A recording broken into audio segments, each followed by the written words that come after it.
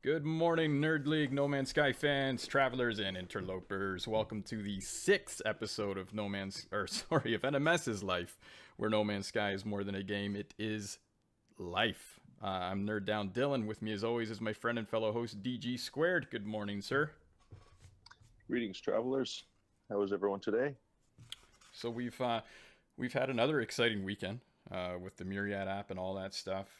Waking Titan on Twitch, I've noticed, has a countdown timer leading up to, it looks like tomorrow, I think. Yeah, I think so. So that's going to be exciting. I'll probably do a stream. Another preview. Yeah, I'll probably do a stream of that as well. But oh my god, I wonder what that's going to be.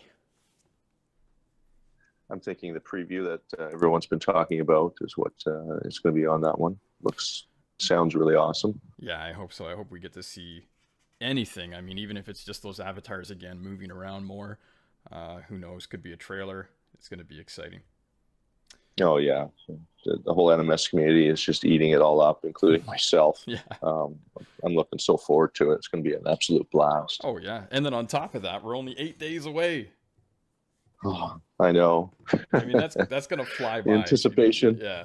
I mean, I know it's like it's an eternity, but I don't know. I think it's gonna fly by. I can't wait for it to drop. We got a special show today, as always. Every show is special, isn't it? And we have a special guest with us. He's been on the show with us last week, but this week we have him all to ourselves. Welcome once again to the show, Ranger. Good morning, my friend. What's going on? Hello. How are you?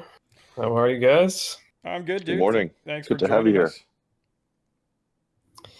How are you on this fine early BC morning? Not too bad. I know. I always feel like I have to, like, I'm wiping the sleep out of my eyes, but then I remember you guys are like 3 hours behind me, and I'm like, oh my goodness, it's like super early where you guys are from. So I appreciate you taking the time out of your schedule to come on the show. That's okay. I figured DG somehow makes it work every single week, so somehow he's up at this crack of dawn. He's very inspirational, Well, it's a isn't he? team effort. Yeah. It's very inspirational, yeah, of course. Yeah, Oh, thank you. Gets me out of bed Monday morning. I'm like, I gotta get up because I know DG is waiting for me. It's never a bad morning. It's Yeah. never a bad morning. You just got to look out, see what's out there in the day, and enjoy it. Great way to start the week. So we got Ranger on the show today because we wanted to dive more into his Dark Tower creation that he's built in No Man's Sky. And it's more than just a base that you can go and visit. So tell us, Ranger, maybe start first for those that are not familiar with the Dark Tower in the Stephen King series. Maybe give a brief rundown of what the Dark Tower actually is and then how you've implemented it into the game. Well, the Dark Tower, which I know you're a fan of the Dark Tower, of course, is it's a series of Stephen King that stretches across 7 books, and it also stretches into pretty much almost every other one of his books. A lot of his major books, anyways, all connect somehow into the story or the multiverse of the Dark Tower. So sometimes it's characters or something like that have connected into different worlds. But he's created essentially a multiverse of his own, which is the Dark Tower. And it's a story. I mean, it's a story about Roland and a story about journey and sacrifice and all the things that this guy goes through on his obsession with finding and reaching the tower. The Dark Tower is a... Yeah, the tower itself sorry, man, too go is ahead. like it's like the center of everything too, right? So it fits well into No Man's Sky because it's kind of like the center of everything, and like you say, all his worlds that he's created kind of all connect and go back to the tower itself. Yeah, it really does because it's the nexus of the universe, right? The Dark Tower. So all worlds kind of connect to the Dark Tower, and the Dark Tower essentially holds up all worlds. They say that on a different level of the Dark Tower is a different plane of existence, or a different place, a different where or when. And No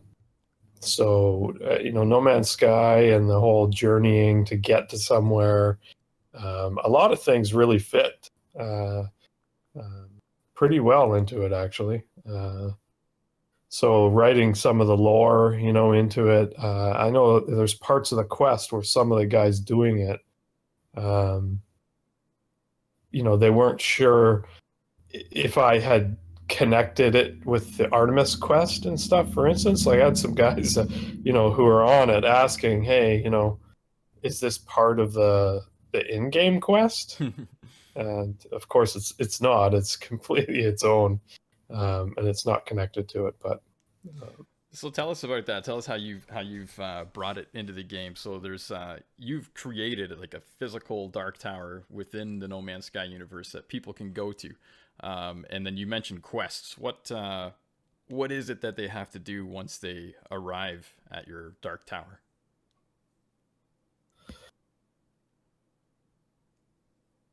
The quest kind of goes across multiple modes, to be honest. So, like I was saying, the story of the Dark Tower, as you know, it's all about the sacrifice that Roland makes kind of on his way to the tower, and the journey that he goes through. There's a lot of sacrifices, of course, that he makes.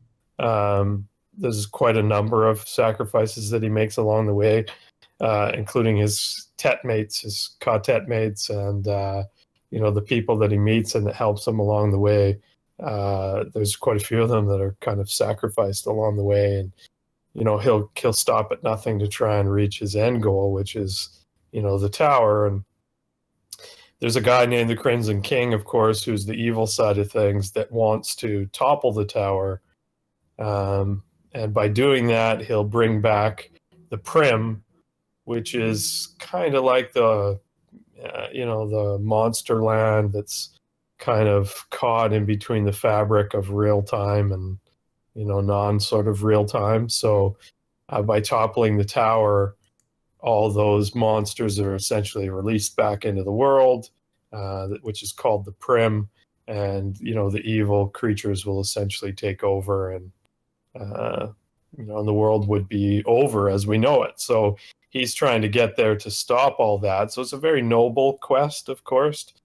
And I essentially built that in the game. So you have the Dark Towers, as you were talking about, that you want people to get to.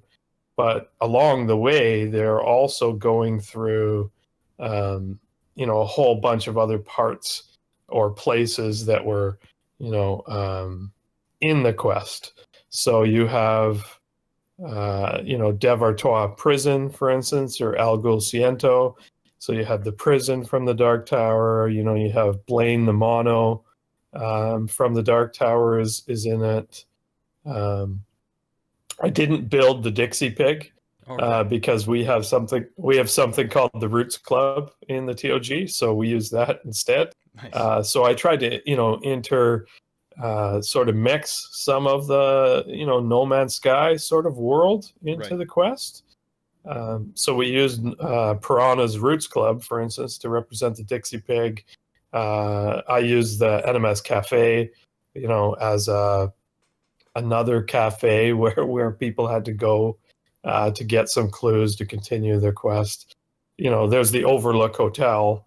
There's Tet Corporation, Castle Discordia. So it goes through 10 different locations, essentially, but 10 different locations that are, real locations from the book and real locations from the quest. Oh, wow. And they travel between them. So. Oh, that's great. That's right. And you actually built quite a few of those locations, if I'm not mistaken. I've helped, quite a few times checking and testing things out with you. How many would you say are built along the way? About 8 or 10 in this chapter?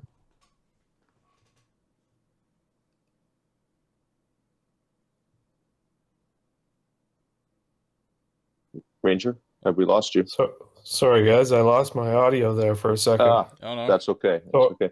I was wondering how many builds would you say you've created just for this story that you've made? Well, there's 10 different builds. Two of them I didn't create, of course. One of them is Lily Hobbs NMS Cafe, and then one of them is Piranha's Roots Club. But the rest of them, there's 8 other builds, I think, that I did that are from authentic places from the Dark Tower that people have to go through as part of the quest. Holy smokes, that's pretty amazing. How Yeah, long did it take you to make all this stuff? Well, it's Like, not. when did you start? It's not even just the builds. Like, I also created worlds, right? So there are planets and systems, that are all. If you're a Dark Tower fan, for instance, you're going to pick up Easter eggs like there's no tomorrow. They're all over the place. I mean, systems, planets, creatures on the planets are named after characters from the Dark Tower.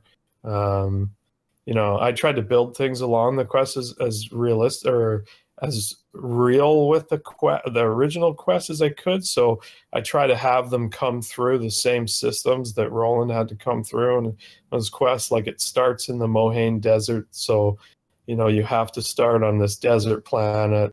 It's extreme sentinels. So, you're fighting these sentinels to get your count through and stuff. So, I tried to recreate that sort of battle in the town of Tull and whatnot that starts at the beginning, right? Yeah, I was going to say, I knew that you would pick up on those ones still, but yeah. Just kill everything and get out of there. So you actually have to. You were mentioning earlier that there's 2 sides to the quest that people can undertake too, right? Like, there's a good quest and an evil quest that they can kind of experience.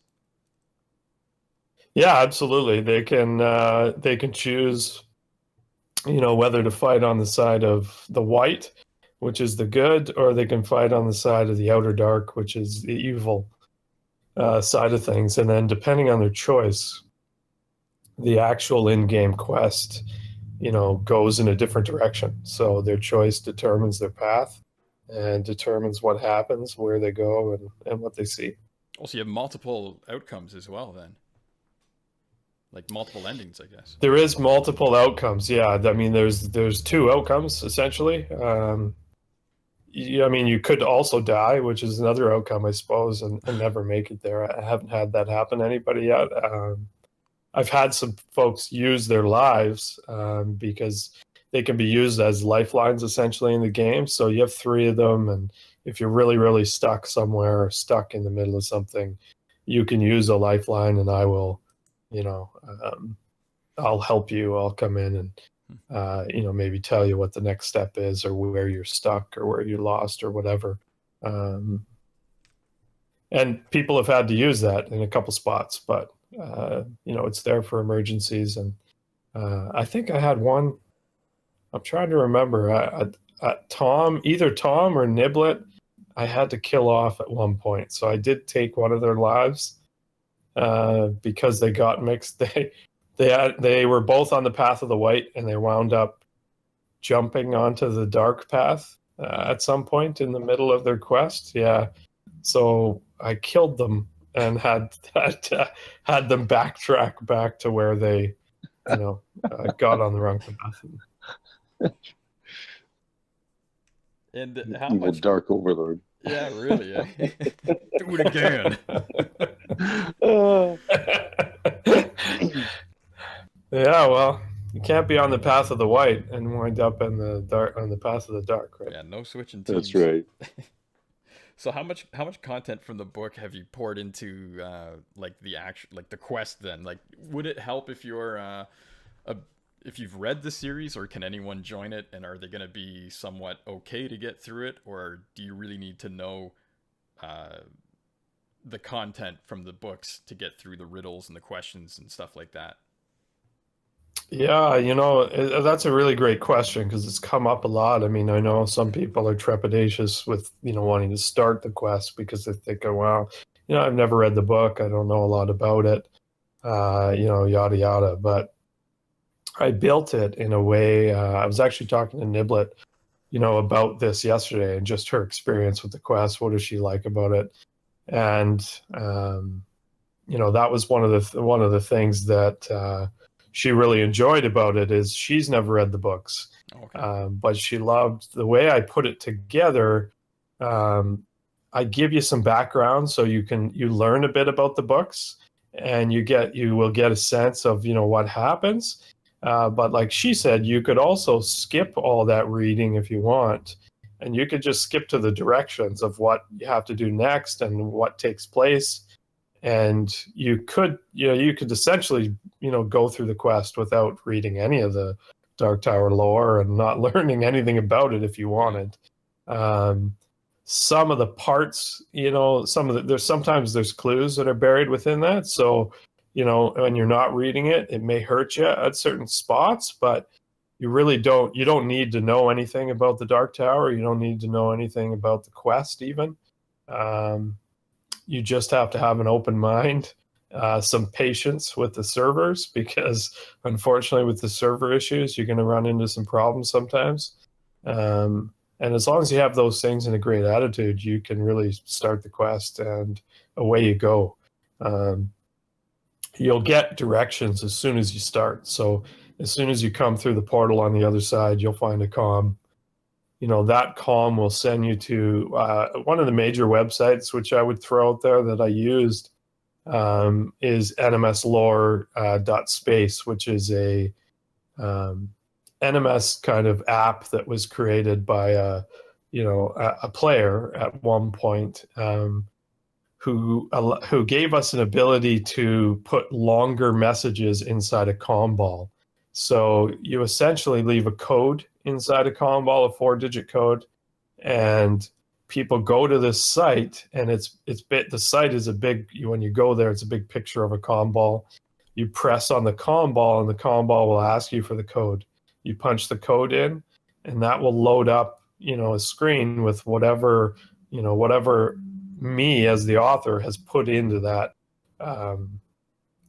code, into that lore fragment. Oh, that's wild. So whatever is in that, yeah.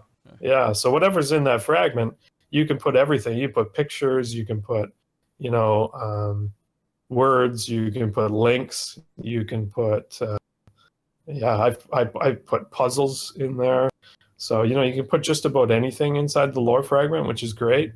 So it allows you to expand on the comm balls and leave just bigger messages, which is, essentially how I built the quest, because you're moving from, lore fragment to lore fragment. And inside each one, like I said, there's little pieces, there's little background information maybe on that particular character that you're trying to find. And so there's some background information on, what they did in the series, what part did they play, and then there's also what are they currently, there's some action items, right? What are they currently doing in the game? Like in this game on your quest, what did you do when you met them or whatever? And then what do you have to do next? So where's the next location you have to go to? And then, from there you go to that next location, you got to figure out whatever it is you need to do. Maybe you need to find a character. Maybe you need to find a magical item that's buried somewhere. Or maybe you need to go to a location, and all the locations are interactive. So there's usually something you have to do there. There's some kind of puzzle or some kind of clue you got to find that leads you to somewhere else. And of course, all ultimately leading you towards the tower, which is your end goal. That's incredible. Has anyone finished the tower? Finish the tower, yeah.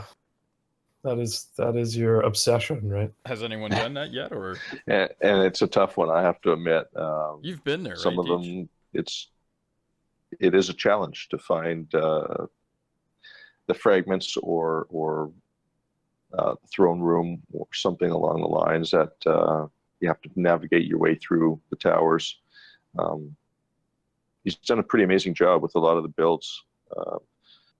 One of the questions I wanted to ask you, because we've got like a week before the update comes out, it's kind of like a perfect time to just sort of sit back and try something a little bit fun in NMS. And you've kind of really given us that the perfect time, Ranger. How long do you think it'd take to complete the story that you've made? Can you get it done in a week? Yeah, I don't know if I would have said that in the past. I would have thought that you would have needed, that week to get through. But having had 7 people come through the quest in the last week, I would say that you could definitely get it done in under a week. Just in learning from Tom's the first one. Tom Coolcam, a member at the cafe and curator at the TOG. He was the first one to finish it, so he's done and done chapter 1 anyways, because it actually doesn't end, but I won't spoil that for you. So he's done, but he finished it in under a week, so it can definitely be done in less than 7 days. So there you go. You got something to do over the next week. Yeah, that'll keep us occupied. Yeah, absolutely, man. I mean, for anyone who, they're done getting their accounts ready or doing any of that nitty-gritty work, which I think a lot of people are, then, the quest it's a perfect thing to do. I agree, DG. I think that the timing worked out for me. I think a lot of the guys who are doing it, they were done. They didn't have a lot else to kind of work for. And so, I don't want to toot my horn, but a lot of them have been quite appreciative. I haven't had anybody who's on the quest say anything negative about it. Even in the spots where there's been problems or, I've given you a code backwards, for instance, DG, which, I seem to screw up my direction to you all the time. For those who don't know, DG helped me a lot with the quest and putting some pieces in. There's a lot of complicated pieces and lore fragments. It's a difficult job. I was happy to help. Very happy to help. Yeah, there's a lot of moving parts, right? So because of all the moving parts and the different ways that people can wind up going and so on and so forth, it can get complicated. I mean, I've got a spreadsheet. I didn't think I'd ever be building a spreadsheet for a game that I built that's actually a game within a game. So I never thought I'd be building a spreadsheet for something like that one day. But I have one that has, where every comm is buried, which planet, which system, what's there, so on and so forth. For the love of the game, right? Yeah. I know I've got a notebook full of notes. It's one heck of a game that seems to keep us all coming back for more. And yet you've created almost your own ARG to go with a game. It's a pretty amazing feat. I highly recommend checking this the path out, this Dark Tower quest. If you guys don't know much about it, check it out on any of the aminos. I'll see if I can get a link up on Dylan's stream for sure. Yeah, and how would they, if people out there right now listening, or if they're catching the archive and they wanted to dive into this, do they have to reach out to you in order to get there, or do they just can they pop into the amino and check out some portal digits? How would they get there, and what platform would they have to be on? Yeah, you got a great question. We have a port system, so there is a portal code for the starting system. You enter into the Mohaine Desert. Like I said, I suggest for most people, if you want a really sort of authentic story, then come in normal. Like I said, you want that real sort of tull in the middle of the Mohaine Desert sort of experience, and you will get that if you come in on normal. You do need 2 accounts in order to complete the quest. So to make the Dark Tower story the way that it was, which in the Dark Tower books, it spans across multiple universes, multiple times. They bounce through time zones. They go through magical doors that take them to different, different worlds or different, places. So I built the quest in 2 modes. So you use creative and you use normal to go through the quest. You do need both. You come in and you come in through a port system. You'll find a lore fragment right away, and inside that lore fragment is a lot more detailed instructions on what you do. And it's built a little bit like No Man's Sky in that you don't know a lot more than that. And I'm not going to tell you a lot more than that because you figure a lot of it, you want to figure it out, right? It's built in a way that it's mysterious. It's a little bit, eerie, the Dark Tower, people don't really know. And they've got to figure out, how do you go through the quest? Where do I go next? What happens? And it's all in the fragments. I mean, once you find that first fragment, you'll have an idea at least of what you need to do. And I walk you along a little bit. So the first couple fragments kind of teach you what you're looking for and what you'll be looking for. Like, characters are often zoology, so you get a sense for that, once you start the game and you start to realize, oh, I got to look for, when I'm looking for somebody, I got to look for probably a creature or something like that you have to find, and the creature has the code. So I've got to ask, do you have Oi somewhere in there? What was that? I've got to ask if you've got my favorite little critter in there somewhere. I think Oi. Is Oi. Yeah. Yeah. Oi is there, man. Oi is there. He's Absolutely. there somewhere. Yes. I've personally seen Oi and fed him along the journey. Nice.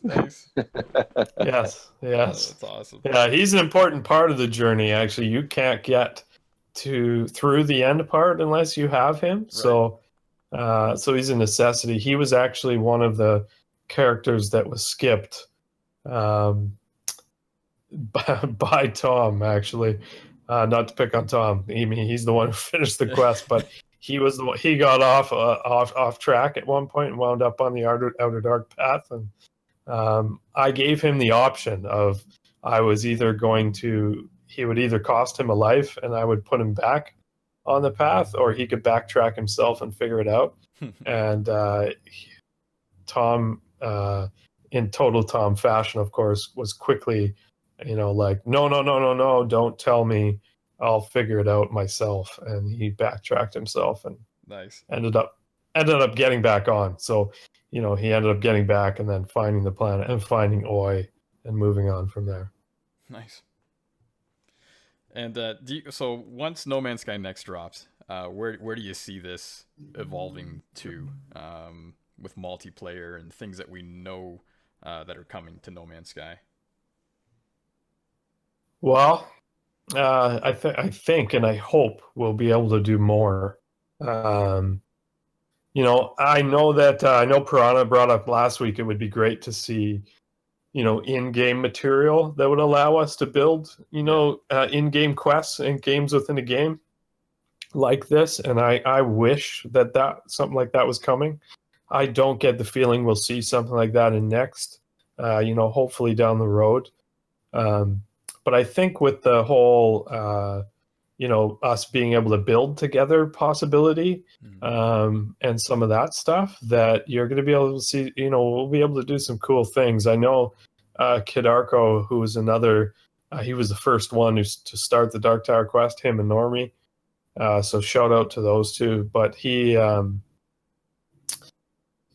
also has built a quest of his own, a game within a game in the Dark Tower. So him and I have already talked about possibly kind of maybe teaming up. So, okay.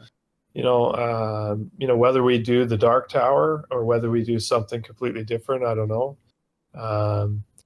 But the two of us, I think, because of the tools they're talking about with Next, should hopefully be able to team up, maybe do some builds, co-builds together and stuff, and build another game within a game or another quest. I know for me with the Dark Tower, I have it all, like I said, it's all mapped out. I have it all on a spreadsheet. I've got, notes for a linear path of what each person has to do in order, blah, blah, blah, so that I can follow everybody's path.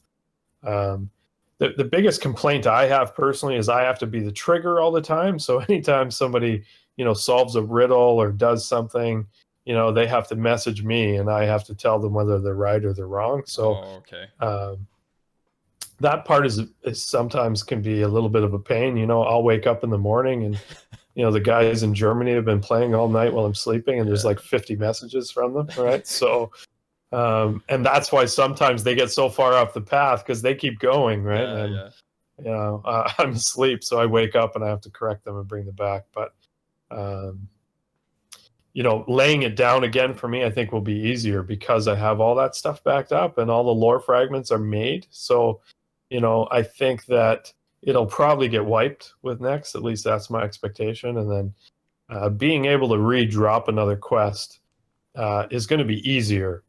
It's still going to be work, but it's going to be easier to drop it again and rebuild. Yeah. And hopefully we'll be able to do some cooler things, you know, bigger builds or more getting other people involved. So doing some co-builds and stuff like that, maybe, or whatever. Oh, that'd be wild. Like you say, I like that idea too that PJ was mentioning and that you were just talking about, as well as having, like, it would be so nice to be able to place NPCs and then kind of use them as like a comball feature. You can input some text and have them lead you on a quest or something like that. That would be epic. But yeah, I wonder if they're actually going to implement anything like that in the future.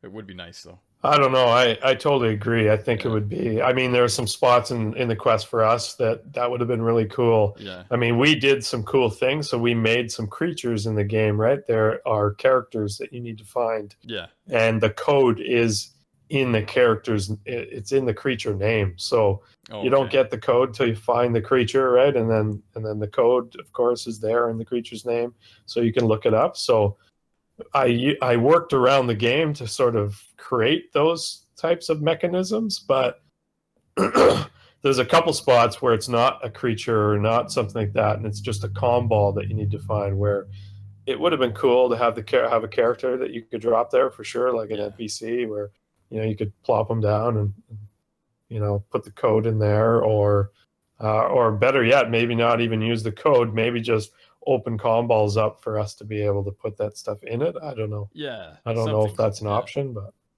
or program a message that the NPC speaks back to you would be kind of interesting. Oh yeah. Acting as a comm ball in sort of a sense, right, with a physical presence. You know, maybe like Null or Artemis. You know, when you got the ghost, or the Traveler for that matter. Yeah. Well, that would be even better, because I mean, if you could do that, maybe you could do some checks and balances like we were just talking about, right? So maybe you could have the NPC in game program them, right, with the question. So maybe they give the riddle, and, you know, they know whether they know what the right or wrong answer is, and then you can have them, you know, say yes or no whether the person gets the question, you know, right or not. I think, you know, that would be stellar to have something like that for sure. I'm curious how feasible a game mechanic like that would be in game, in our game, in No Man's Sky. We don't have an awful lot of that, so having that introduced would be quite a big thing, as well as the multiplayer aspect they're introducing. So I'm excited for pretty much anything they give us, even if it's not up to hype. I'm still just looking forward to diving right in and having a blast. Oh yeah. Yeah, same here, man. I mean, you know what I said last week, trees, right? I mean, if I got trees, I'd be happy. So of course I'm expecting more, right? I mean, I certainly hope next brings more than that, but, you know, if all they had was trees, planets, I'd be happy. So Ring Planets is a heck of a start. Right away, it sounds to me like different biomes are possible now, or more than just the usual 4 biomes. So that's really exciting for me, and possible space mining. I'll go back to this as well. We've, you know, the mining drill array, that's on your multi-tool. That's supposed to be for mining asteroids, as it says in the description. I'm really kind of curious where they take that. And I know, Dylan, you're super interested in asteroid mining. You got me drooling over here right now, just bringing that topic up. Yeah, I would like to see something where you're in your ship, like, mining stuff. Like, I want to go to an asteroid belt, and I'm really hoping that those ring planets, you know, will allow us to do that. We can go to those belts. Like, I hope it's not just eye candy. I hope we can actually go to those rings and maybe mine, like, rare resources or something like that. That would just be a dream come true for me. Right. I know we have a knowledge stone. Do we not? We have a knowledge stone that just came out on using certain weapons that actually work really effectively with space mining and mining the asteroids and whatnot. Oh, and getting better yields and things like That's that. right. Yeah. Yeah, different weapons mine differently. Everyone just thinks the mining laser just is that's all it's good for. I mean, it's good for battles as well. But some of those other weapons, like the positron ejector, that gives you like quadruple the amount of mining resources as the mining beam. So I don't know if that will be adjusted in the new game or not. But yeah, some of these weapons, they work better as mining tools than they do as weapons. Oh, I've never. Because there's no range on that weapon. Yeah, you can fire all you want. You won't hit your target unless he's literally flying past you. But for mining, holy smokes, it works great. Huh. Give it a try if you don't know the positron ejector. Yeah, maybe it was made for mining because, like you say, you got to get close, right, to your target. So. Yeah, I think it's mentioned or some. I can't remember, but I know it's in our knowledge. I don't remember who did the knowledge stone. I think I want to say it's Hunter, but was it Hunter? Yeah, I think it's a wiki or something. Yeah, one of the knowledge stones or the more you know that we put in the cafe. I'm pretty sure there's one of them up there, and if not, it should be and probably will be adjusted soon. So the more you know, I love that thing. Yeah, I think it might be the more you know, actually. But Saturday morning. He had it in there, and the positron ejector pulls like 4 times the amount in like a split second. So it's a great tool. Yeah. So what are you looking forward to the most, Ranger, from No Man's Sky next, other than trees? Other than trees, well, multiplayer, but I'm not like not in the PvP sense that I know everybody else is doing backflips about and going crazy over. I'm really looking forward to the joint exploration. Being able to do some. We have the quartet, of course, in the cafe. As the director of the quartet, I'd like to be able to do more joint exploration and joint science missions and stuff like that, and and then of course events. We like to throw events, of course, a lot, and so another Jurassic race or something like that, of being able to see each other, see each other's cars, booting along, and I know we can see the icon now and the little car inside it, but to be able to actually see the car and pass them, maybe rub a little tires a couple times or something, I think those are the things. Those are the parts of the multiplayer aspects that I'm looking forward to the most. So, yeah, me too. I'm looking forward to trading with other players, if that's going to be a thing. I'm hoping it is, like a galactic market maybe that you can trade with amongst players, or even just like player to player. Hey, you need some thermium? Here you go. Stuff like that. Exactly. Yeah. That would be awesome. Myself, I'm looking forward to that, and seeing their ships and their ride and everything else would be kind of fun too. Yeah. Things like that. In fact, even trading ships would be kind of interesting. Being able to do transactions like that in game. Who knows? We got 8 days to find out. 8 days to go crazy. Yeah. Imagination's running wild at this point, but yeah. Ranger, I have one quick question for you before we leave today. You mentioned the quartet a few times on stream, and involved an awful lot with the cafe amino. Could you explain what the quartet is in the amino, and what it is the quartet do for the amino and the community?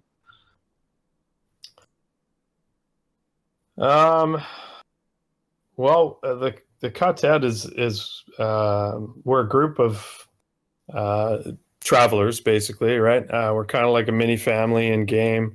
I suppose you'd call us a squad, something like that. I guess we're like a science squad, a science team, but we're a group of travelers.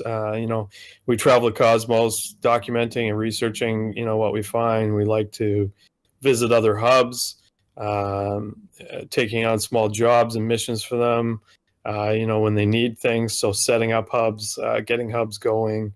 We like to do a lot of that sort of ambassadorial work, helping them out. And then we also like to work on science. So we all have our own theories, and we all come up with our own theories, and we all support each other on testing those theories out. Everybody brings their own strengths. Some guys like to come up with theories. Some guys prefer the testing part of things. Some guys like putting the knowledge stones together and getting the material out there. Yourself included, of course, in that, because I know that's something that's a huge strength for you. But we take those theories and we try to break them down in game.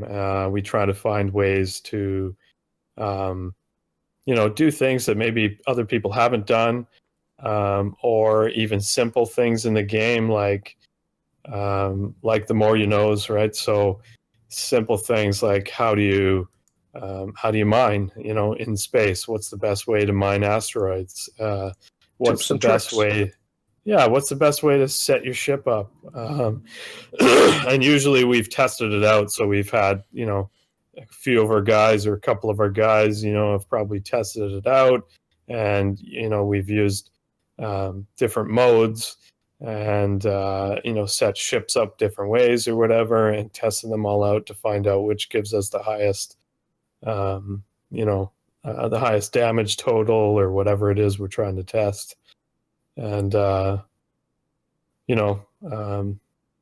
that's really what we do, right? We're a faction or a squad in game, and science is our focus.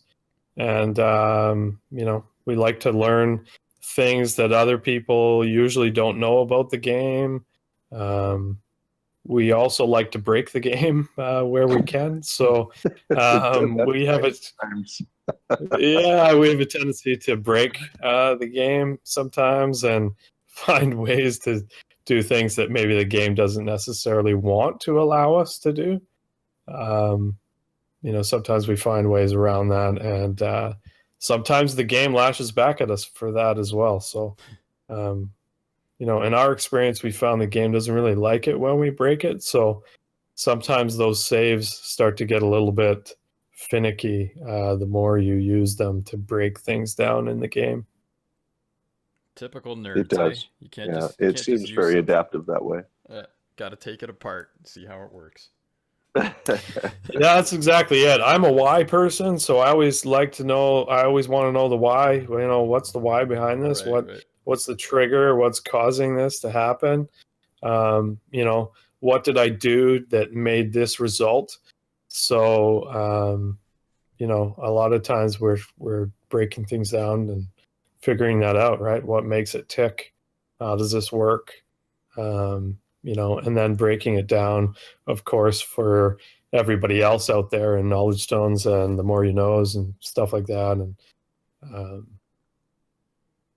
that's great. Yeah, that's what makes figuring it out the so creative. The secrets to No Man's Sky, right?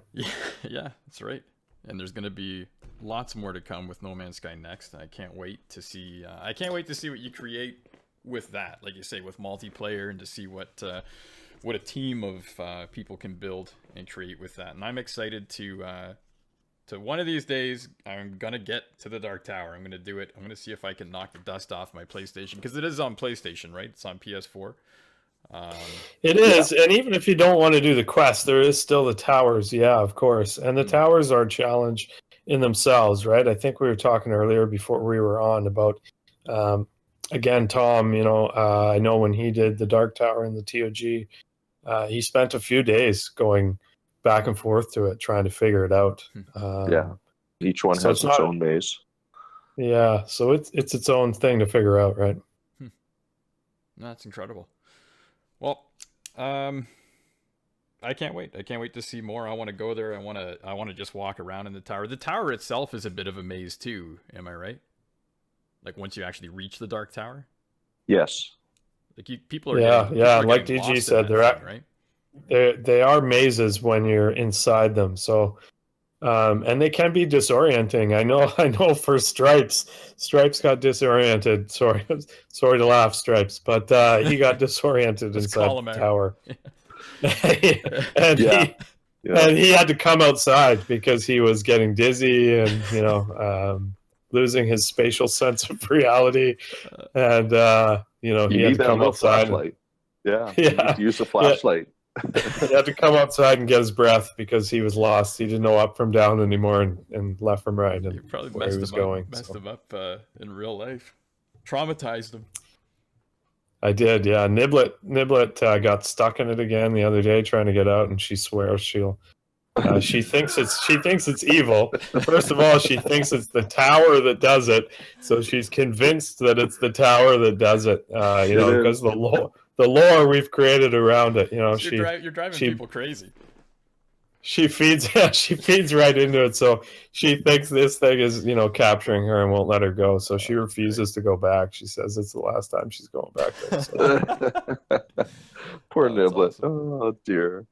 Well, you know what? That's a testament though to what you've created. If it's actually driving people nuts or making them afraid to go back to it, then that really says something. Totally. And I got to say, she's my official videographer. We like to joke. So if you go to Niblet's channel, she's done a lot of amazing videos on some of the builds I have. The Dark Tower as well, of course, both the creative, I think, and the normal Dark Tower in the AH. And then she also did Castle Discordia, and her videos are incredible. So, feel free to go and check those out, guys. They're pretty amazing. Oh, that's great. She does a great job. Yeah. You'll have to give me a link to her YouTube. I'll put it in the description for the archive. For sure. Well, yeah. Unfortunately, gentlemen, it's that time. But I want to thank you, Ranger, again. I know it's super early over there for you, so I appreciate you taking the time to pop on the show with us again. And we'll have to have you out again. Yeah, hey, it's a pleasure. 2 weeks in a row. Wow, I'm on a streak here. Yeah. No, well, the pleasure is all ours. Thanks, Deej, for reaching out to Ranger to get him to hop on the show. And I look forward. It was my pleasure. Yeah, I look forward to seeing more on the Dark Tower, and I'll check out Niblet's YouTube. Absolutely, we'll put a link to that in the description. So for anyone watching the archive, make sure you check that out. And anyone watching live, thank you very much for also getting up and joining us, whether it's morning or afternoon. No Man's Sky is life, and we will see you again. Till next time, travelers. Thanks, guys. Be safe.